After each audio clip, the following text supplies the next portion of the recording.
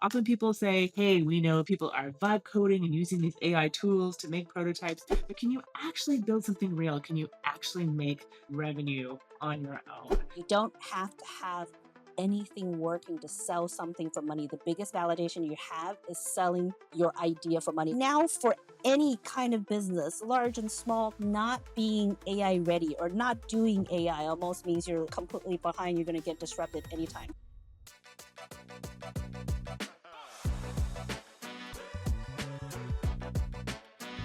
Welcome to another episode of AI After Hours, where we cut through the AI hype to show you how real entrepreneurs are actually making real money with AI. Each month, we spotlight success stories from side hustlers and product builders who are turning AI tools into real revenue, and we call bullshit on the misconceptions that are holding everyone back. I'm your co host, Ewing Chen Wen, a technology and product executive, extensive experience AI, fintech, and edtech. I'm an ex chief product officer, head of AI. I'm currently the new global leader for strategic AI at Cohen Resnick, leading AI transformation, and have joined forces with Polly to help entrepreneurs and side hustlers generate that 10K a month revenue stream and maybe even the confidence that ditch the 9 to 5 for good. I love diving into the real talk on AI with my co-host. And that's me, Polly Allen.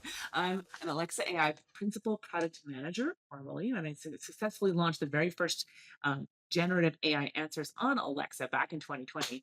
As a developer turned product exec, I've been building AI related products since 2008. And at AI Career Boost, we're all about helping AI work for you, whether you want to move up the career ladder or out entirely of corporate with your own AI product.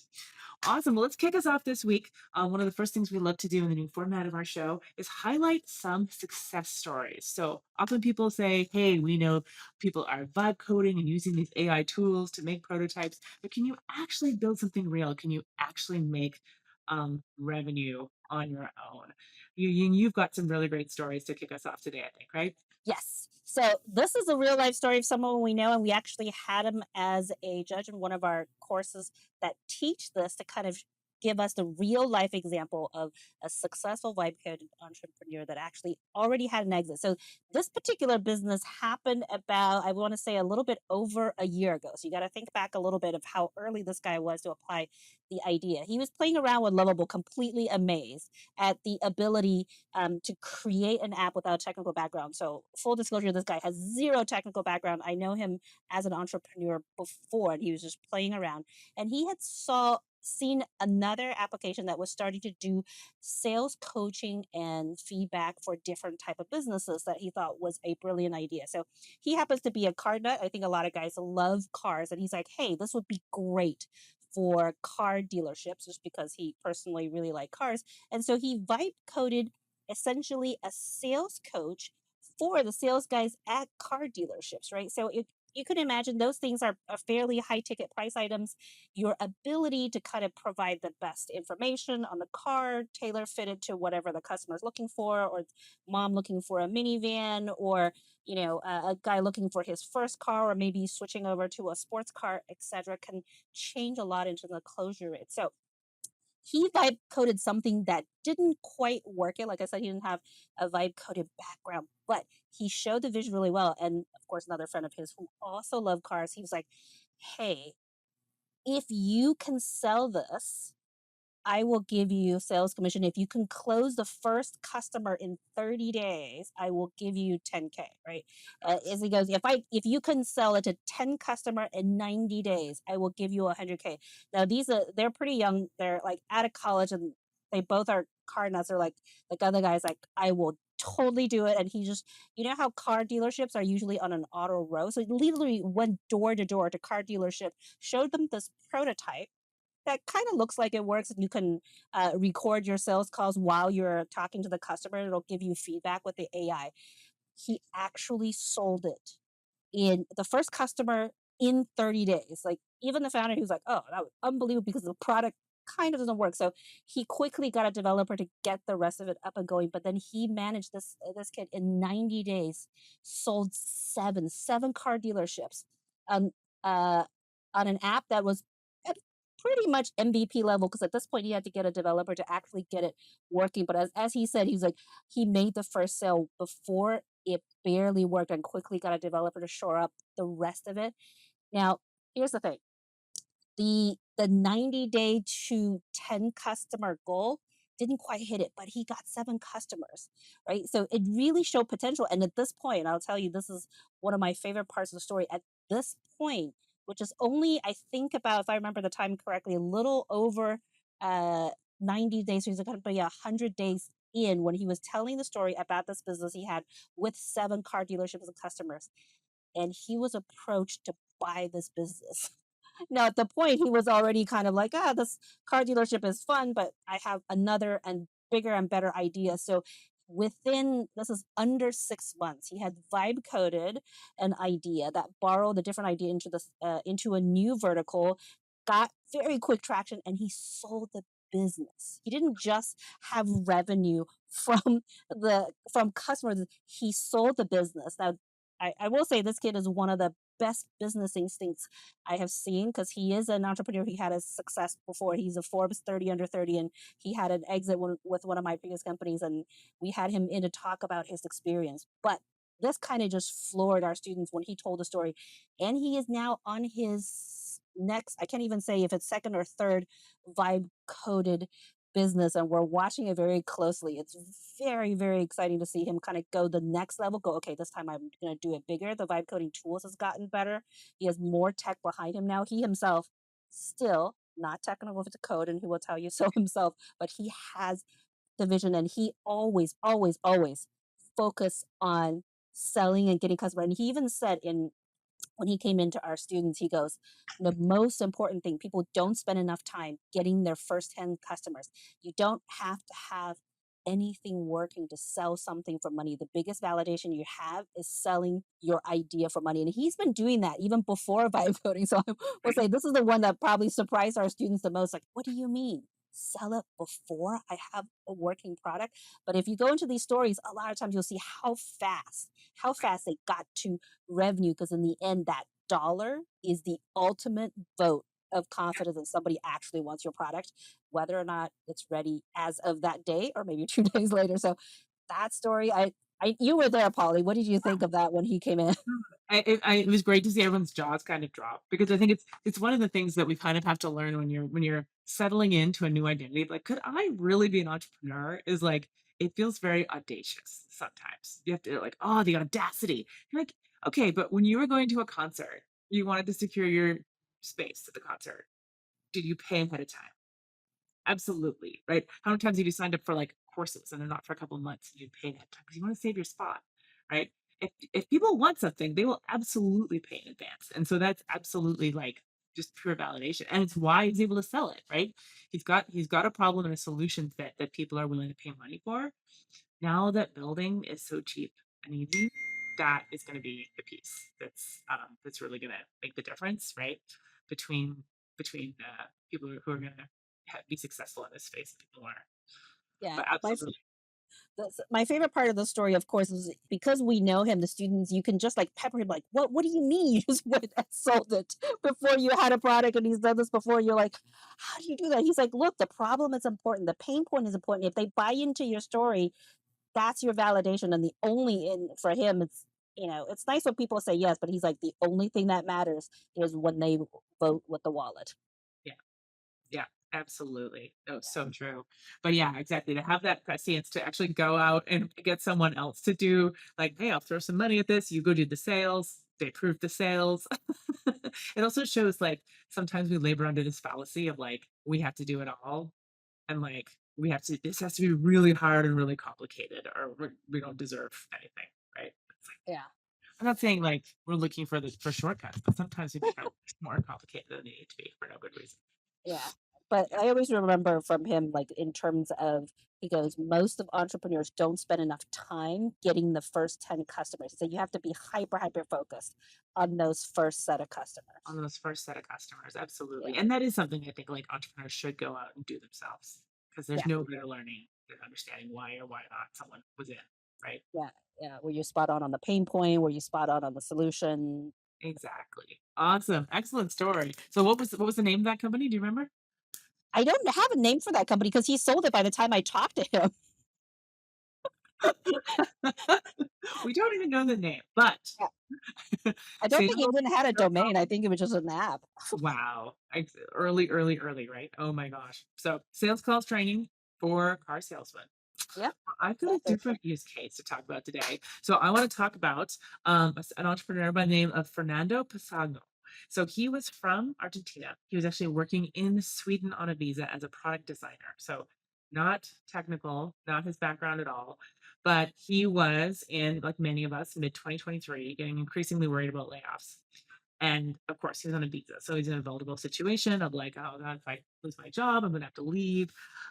He decided his way that he actually had a vacation lined up and he was like, I just can't seem to relax because I'm too worried about layoffs. So he embarked on a 10-day build in public challenge. So you can actually still see his zero to SaaS in 10 days. He's got 10 days of videos that are all on YouTube. You can actually walk through. Really Yeah, nice. exactly what he did. Binge watch the entire saga and see how it went. So he learned some basics of coding to do this, but he basically was using ChatGPT. This is before Lovable, before Replit and Bolt, so it would have been much easier for him even today to do this. He had to put in some hours for this during those 10 days. So he was coding in PHP and he was like, I kind of don't know what I'm doing, but I'm basically just asking ChatGPT to guide me along the way. He was using as kind of a front end um, and like a framework, something called Outseta, Heard of that one. Outseta. Okay. Um, and so between using OpenAI's APIs and Outseta as kind of the payment gateway, and that piece, so he didn't have to integrate his own payments. He built something called AI carousels, still live today. It's the Ah, okay. very first carousel generator. So he noticed, hey, there's all these people who are posting AI carousels, do pretty well on LinkedIn and other platforms. But he was like, man, as a designer, like these are bad. These are really bad. And I know how to make them good. So he was actually using it to generate actually good carousels that generate a lot more engagement than you would get from just Mm, manual chat GPT generated carousel. right. Um, so he went to launch the product. He did do a launch on Product Hunt. So that's one of the tips we give our folks as Yep. well. Product hunt, it's kind of a lottery. You could get nothing out of it, but if something does well, if something is actually like a problem people care about, it takes off. And this is a very like general problem, right? So it's a great Right. candidate. If you have a super Exactly. niche where you're just like, this is specifically for people in their 80s and old folks' homes, probably won't do it on product hunt. But if this is something that's generally in the techie space, so it was the ninth most voted product of the day, right? Okay. Usually first, right? That was like 154 votes was enough to get you in the top 10. So like Okay. to get some attention kind of thing. And he was able to to change that into within 6 months, he was making a 5K a month revenue. Wow. Today it's up over 120K. And Wow. he was, it turned out he was laid off. He was not crazy to be worried about this in the current market, the current job. But he had just as recently as 5 months ago a gratitude post he had posted on LinkedIn. He now makes 5 times more than he would have made, working for someone else right now. Right, he has thousands of users. Super super cool to see, and it's funny to see in his stories how he's very humble. He's like, I'm not a good programmer, but if I can do this, literally anyone can do it. But it's so exciting to see. It doesn't have to be necessarily you're selling out for hundreds of thousands or millions of dollars. It doesn't necessarily have to be this like life changing. We're going for VC money, but that making something a side hustle or even something that replaces your income is totally a different. The AI is completely changing the game as to who can actually participate in that, and that's so exciting to see seeing it happen. Yeah. The thing I think I see with a lot of these successful vibe coding businesses is the problem they're solving is super cleanly articulated, right? This one is okay. Carousels, yeah, I've made them. They're like some do better than others. I'm like, yep, no kidding. I've made them. It They're makes me not crack easy to. carousels in my time. Yeah, yeah, exactly. I think mine are not too crappy, but it certainly doesn't high perform. And I don't, I use somebody else's template. Okay, I didn't design anything myself either, and it takes time. So it's very, very clean. You can very quickly understand. Oh, yeah, I would totally try that at a certain Yeah. price point. right? Yeah, Exactly. And then he was even I mean, I think that we're still early enough that you can do this, but it's going to get to the point where you can't anymore. He's early enough that he could buy aicarousels.com, right? It's like, "Do you want carousels with AI?" Like, and carousels that don't suck with AI. AI carousels. So simple, right? So yeah, clear. It gets to, like, that lizard brain part of yeah, you. It's like, "Yes, click." yeah, Right? yeah, Yeah, yeah, super straightforward. And it's good to see that he's still going strong and like it's a sustainable advantage because I think that's the other thing now. People are like, oh man, there's so many. I can create an AI carousel generator in, N8N and 50 or make.com in half an hour. I don't know, something like that.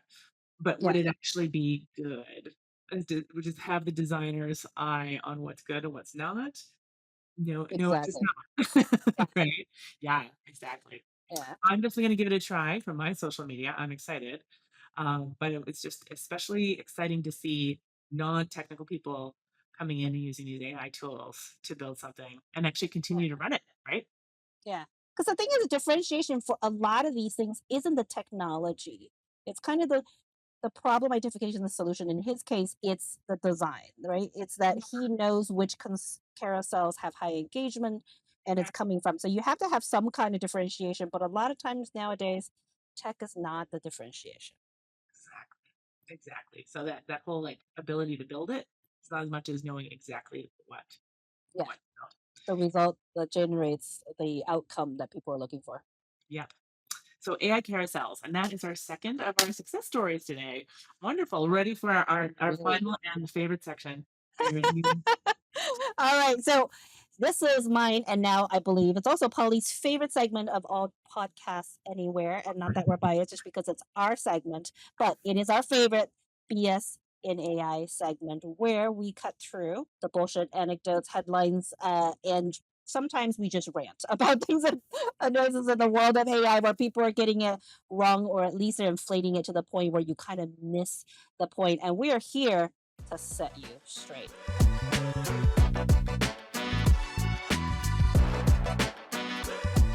As this is my favorite, I'm going to ask Polly to start with her All BS. right.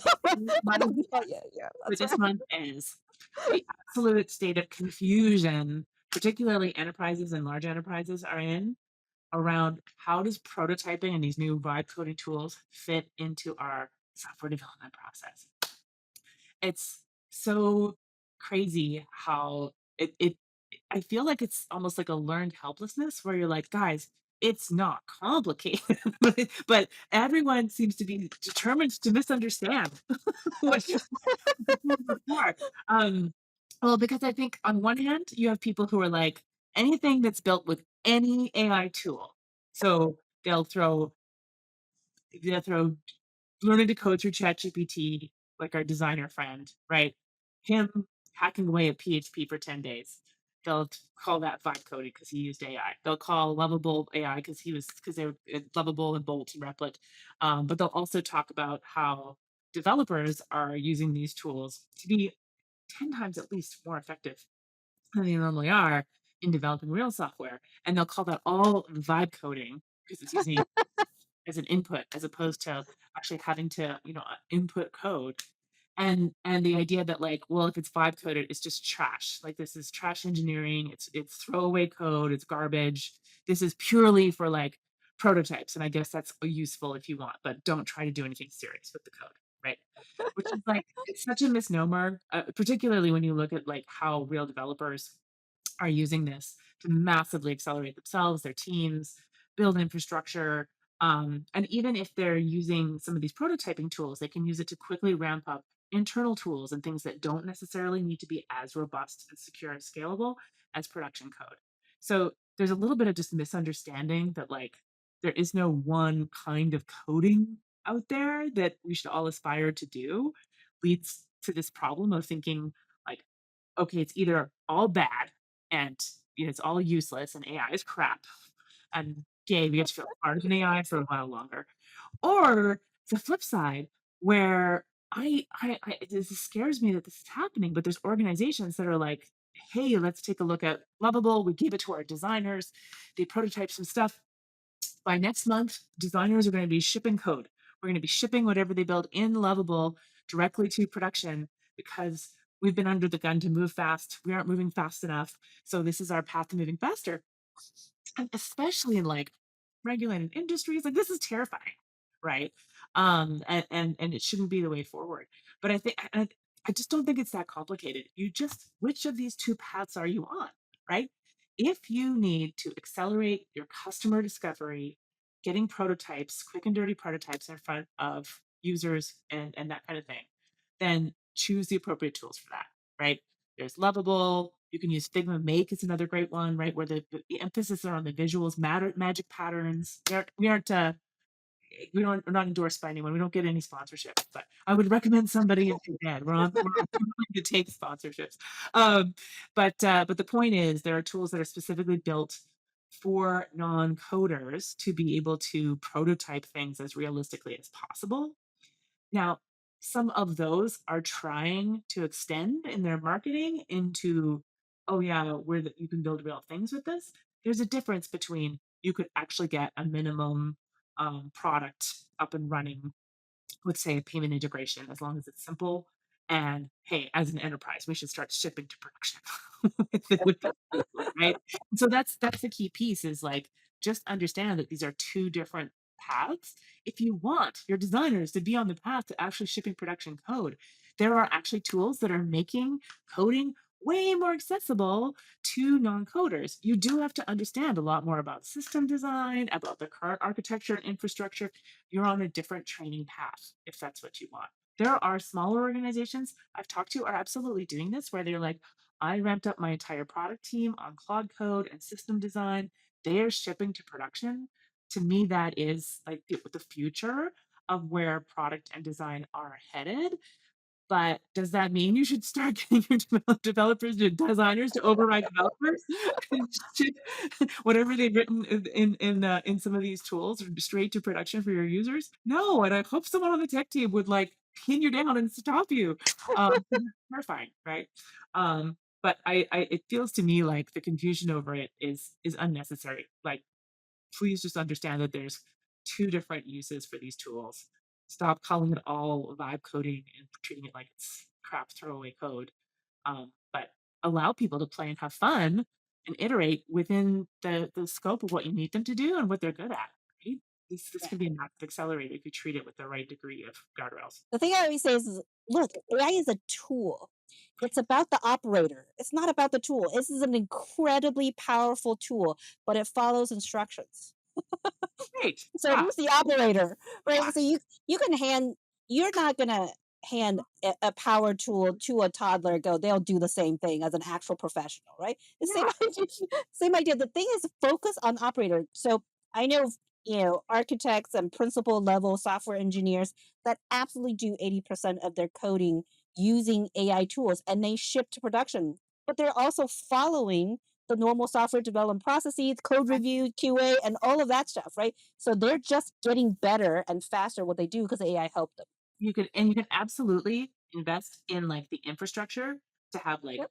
regression tests that make sure all the things you care about will not break and all the functionality still works, and the same way it's like the same path as, continuous integration and continuous deployment was 10 years ago, where you have the front runners, the Netflix, the folks who are the elite tier of tech are getting to the point where, yeah, we have 500, 800 developers, and any one of them could push a button and deploy their code to production to do an A/B test, right? That was mind blowing to a lot of people because they're like, well, you have to test it. You have to this. Invest in some infrastructure, put some guardrails in place, and it's actually possible. So don't throw this idea away like, oh my gosh, what a pipe dream. Yeah. But also don't push it like it's true today without investing in the infrastructure. That is absolutely terrifying. And because also on the other hand, is all of these vibe coding tools are getting pretty good at UI design front end by default. Now, if you just throw it at your principal back end engineer, all of a sudden, like, hey, we don't need a designer, we don't need a front end. But really, is your new product and brand gonna sit on top of just generic templates that Right. back end Looks like developer everyone because they're else's. like, hey, I generated it, right? It's the same idea. It augments the operator. If your operator is a designer, do you want to maybe use those designs as your landing page? Absolutely, because Right. they're the Right. ones. that created these. Now, the same with the code, right? If your principal architects are using the AI, could you trust it? Yeah, unless they went off the rails and stopped reviewing their code, they're probably still Right, doing the same amount of quality work just faster. So that's right. the thing. It just Focus on the operator. It's not about the tool. Don't just narrow it down to the tool. totally, totally. Imagine it's AI and it's still about the people. That's why I Absolutely. keep. So that is my BS, the misunderstanding about this vibe coding movement and what it means, especially in large organizations. Yeah, I know. I vibe with your BS because I just jumped in right there with you on that one because I see it. I see it as well. Okay. All right. So that one's yours. Now mine is a little takes a little bit longer. So now for any kind of business, large and small, kind of not being AI ready or not doing AI almost means you're completely behind. You're going to get disrupted anytime. So a lot of businesses, even without a deep tech bench, are seeking to make themselves transform with AI or AI ready. Now, here's my the thing that I'm frustrated with. So normally, what do you do if you're a big business but you don't have a heavy technical bench? You go to a consulting company to kind of go, hey, I know this is a big trend. I know I can transform my company, and even if I don't jump on it, I could get disrupted. What should I do? Now, what are a lot of these things? And I have seen this quite a few times, and it happens with the larger and larger consulting firms when you go there and you talk to them about making your business AI ready or adding AI capabilities to your company. What Mhm. comes back is usually this big multi-year, multi-million dollar data project that goes, okay, if your enterprise want to be AI ready, we got to make all your data into a unified model. If you don't have a data warehouse, a data lake warehouse, a data lake house, sorry, let I me know start this the correctly. lake house ridiculousness. It's a warehouse, it's Positive a lake, lake, it's it's a a lake lake house. house. I'm like, this It is sits now rom beside com. the lake. It's besides the lake. Yeah. um, to unify your data model to make everything for your data to have integrity, for have real-time updates and all of these things, which are not bad things. But the whole anchor that if you want any AI capability or do anything with AI inside your business, you must first do this massive lift. And then usually it's very expensive and it's multi-year, and you have to bring in a specialized team for this. Now, the thing is, the reality of what you can do now with a ChatGPT Enterprise, with a Copilot, with a little bit of NAN automation, you can actually transform a significant part of your business with AI, speed it up without ever having to touch any of this stuff. But I just, there's so many of those that are like, look, we all know with AI, garbage in, garbage out. And if you don't do this massive data, you won't have, Massive even data if you do cleanup. AI to be terrible. I'm like, okay, you and I have both built models. Garbage in and garbage out refers to when you actually need to build your own AI model and train it with training data. And if your training data sucks, your your model is not going to get super intelligent. Okay, Totally. so that's where the garbage in, garbage out comes in. Now, if you've ever thrown a PDF into ChatGPT or into Claude, into Copilot, go summarize for me. Yeah, Did you did you have to build a unified data model? You did not. You totally. just sped up that process. You write a blog article, if you write written proposals, RFPs, and all of these things. So I'm just a little bit like, if you are a not if you're a company without a deep technical bench and you want to leverage AI to transform your business, you can be more efficient, and you're going, okay, the big consulting companies will tell you, and they come back with that big data project that goes, look, hey, garbage in, garbage out. If you want to be AI ready, here's a couple $1,000,000, and 3 years later, and then we will be able to enable it. Get a second opinion. Agility has never been more important, right? Because if you just spend 6 months to a year doing your big AI data, will have your changed. big data project, everything will have changed. So, Yeah, this is not the time for big infrastructure projects, right? It is the time to think big, but start small. Like, think big about what's possible, but then you have to, like, start chewing off the little pieces that are possible right now yeah, before you go through a big re-architecting effort, because I agree. It's especially true that, like, these big data models that have been trained on large amounts of data, they are very tolerant to they're more tolerant to mistakes in terms of, especially if you only need to get to 80, 85% on something. right? Yep. It's almost like prompting is similar, where eight people are like, oh, well, to train our company, we have to get everyone up to speed on prompting. We need to go do 6 hours of prompting courses. You just said, yes, it's about the operator and the instructions. But the fact is, I do way better than I ever did after learned everything about prompting. And I'm actually like, you know what? I just say, Claude, write me a prompt that does XYZ. Exactly. That's what the meta Just prompting. talk Just ask about AI to do it. exactly, get them to write the prompts for me. There are people who will argue, "Oh, they're not the best prompt writers." But doesn't I don't need the very best prompt writers in the whole world for a lot of the tasks, right? Yeah. And if you're thinking about things where you're like, "Hey, okay, we're gonna need to get to 98%." Cool. Start with seeing where you are baseline without the big infrastructure projects, right? And then improve incrementally, and then improve what you actually need to improve, Yeah. get to those Focus results. on the actual use case. Well, so I would have what I'm not saying, hey, nobody needs to do a data project. There is a Or yeah, lot, data cleanup. right? Or AI is cleanup. also really I'm not great at saying you data don't need to cleanup. do it. What I'm saying is it's not you want any kind of AI to help your company, you must do this other thing. Number Yeah. one, go look at your use cases. If your use case actually depends on that data being sorted, yes, you will. If your use case is throwing a bunch of PDF and summarizing and writing RFP proposals, probably not. Right. So this is, and if you need to do the data cleaning, make sure you know what the use case is that you need to enable and use AI when you do, right? So the AI can actually speed up all of those things much, much faster. And it's even worse when I see all the big data projects and they're not using AI in the process of it Right, to of the make it data cleanup. faster. Exactly. Yeah, exactly. Absolutely, absolutely. No, and I've run into lots of large organizations now that are 2, 3 months into some big migration, and they're like, "Wait a minute, what are we're gonna Yeah, end up every extra month we spend doing this, ours will be further behind, and we're yeah, gonna need to change this up anyway." Like, the actual ROI of some of these big infrastructure projects in particular is not always there. So, yeah, it's funny, there's a balance here because I am a fan of some infrastructure projects. So, for for sure. example, not enough companies are thinking about experimentation and how to Mhm. run if they've never run A/B tests as capability, or they don't know how they're going to do any form of evaluation on LLM answers, right? That's not something that you like ask your PMs to do for 2 weeks. That's like this is a muscle you want to be good Yeah, at. You want to actually put some infrastructure behind if you're going to invest in this for say more than a year, right? So it's I guess there's a tough trade-off there of like, ooh, why are you saying, Polly, that that muscle is worth investing in if it takes some time, versus these multi-year data cleanup projects that's going to be throwaway or might not serve your purposes. But I think the difference is like you can have these can be scoped months to quarterly tops kind of yeah, size projects, and that they move not just that one project forward, but your next project will go faster because of them. Those are the ones you're looking to take on as infrastructure projects, right? Where you're building on top of that and gaining momentum. yeah.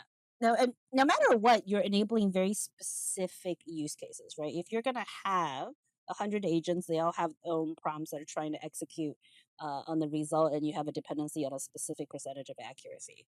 Mhm. Yeah, you're gonna need a systematic evaluation and determination of accuracy. Right? Totally. If you have like one agent, you probably don't need it. And if that's all you're ever going to do, Yeah, exactly, then get someone to do it one off, right? yeah, yeah, Absolutely. exactly. We'd love to hear from you guys. Are you struggling with this in your own organizations? I think this is some of the conversations that product leaders and stuff are having right now. It's like where is that line of what infrastructure are we going to build and how much to invest to make sure we're going to get to ROI across multiple projects, not just one.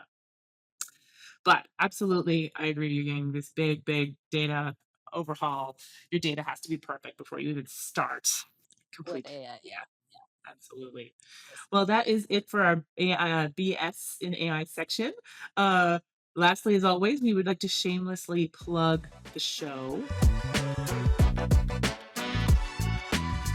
If you've enjoyed the show, if you'd like to hear more, please do sure to like and subscribe. Share this with your friends. And do you have anything else you'd like to plug this month, Eugene? Yes. So we've been talking about vibe coding, and I do teach a vibe coding Yes, weekend boot camp. So you killer. can Boot camp. figure out in a weekend what you gonna do with it? Are you gonna become a vibe coded entrepreneur? Are you gonna build a tool? Are you gonna just amaze your friends in a single weekend? Is a really nice, tight way to learn about it. And I teach it monthly. It's on maven.com. You can look for Vibe Coding Weekend Bootcamp by me and hope to see you in class. Fantastic. And I also am opening the doors early for our next cohort of the AI Career Boost Blueprint. If you join our cohort before November 22nd, you get free access to Ying's Vibe Coding Weekend Bootcamp. So you can start early and get started on your portfolio. A lot of people use it for that. Make a vision board portfolio of what you want to build. So when we can kick off in February, we can actually build some of these projects and add them to your profile while we're going through and boning up your AI skills and best practices for managing AI. Well, that's been another episode of AI After Hours. Thanks again, guys. Hope you enjoyed it, and we'll see you next time. Bye. Bye for now.